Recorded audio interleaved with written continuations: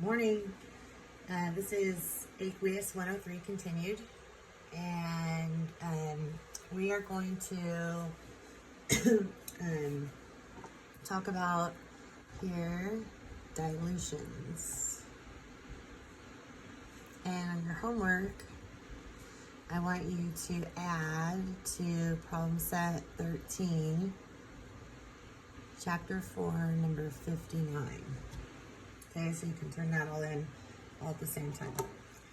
Okay, so we're starting off with this situation where at the bottom of a beaker we have 10 milliliters of super concentrated Kool-Aid. So I colored it in really dark pink. And I want you to think about the sugar and the flavoring in here. And then I added water, mentally, obviously, and it became 100 milliliters of less concentrated Kool-Aid. So I made the lines, further apart.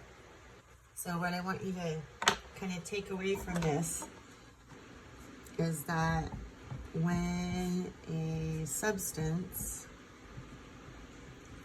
is diluted,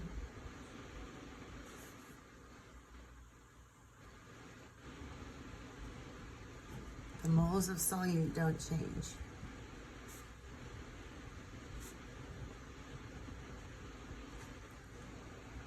So when a substance is diluted, the moles of volume don't change. The moles of solute don't change. And we know that we can do molarity times liters equals moles. And that can be said for both this situation, molarity times liters equals moles here, and molarity times liters equals moles here. So we can say molarity times liters equals moles, and we'll call these 1 because they were initial, and molarity 2 times liters 2 equals moles.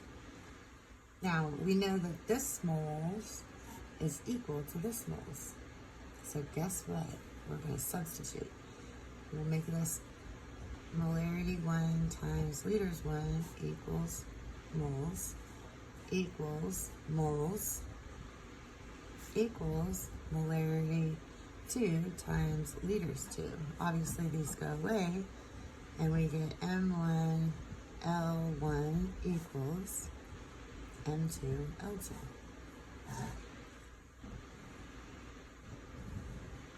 So this is before the dilution. This is after the dilution.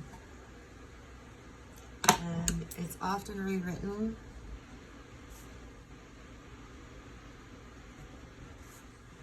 as M1 V1 equals M2 V2.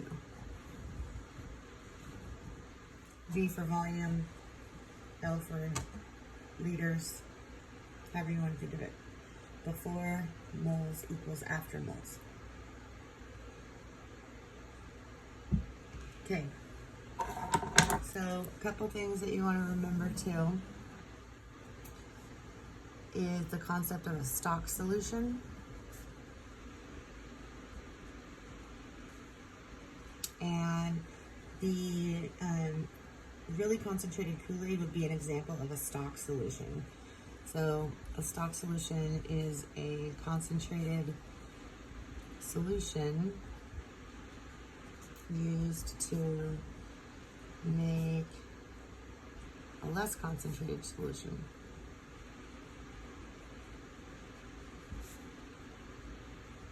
So I don't know if you guys have seen those, what are they called?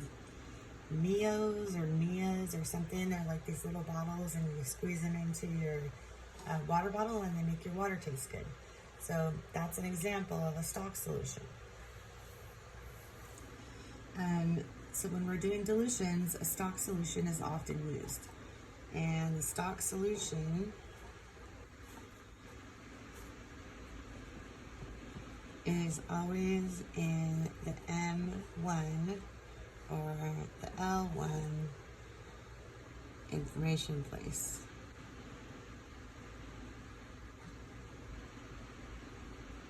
where it's substituted for M1 or L1, depending on what you're trying to find out about it. Okay, so we're going to do an example.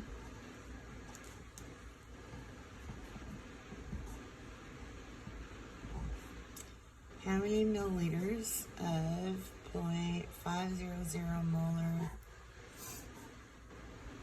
NaCl aqueous are needed to make 300 milliliters of 0.125 molar NaCl. Okay, so this 0.500 molar, this is the stock solution, the more concentrated. That's the MIA or the MIA or whatever. It's this stuff. So we want to identify if this is the stock solution, this is our M1. And they're asking us how many milliliters, so this is our L1, are needed to make 300 milliliters. Here's our L2, and here's our M2.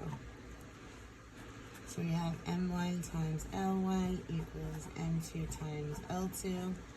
And if you have, excuse me, if you have milliliters, then you can solve for milliliters.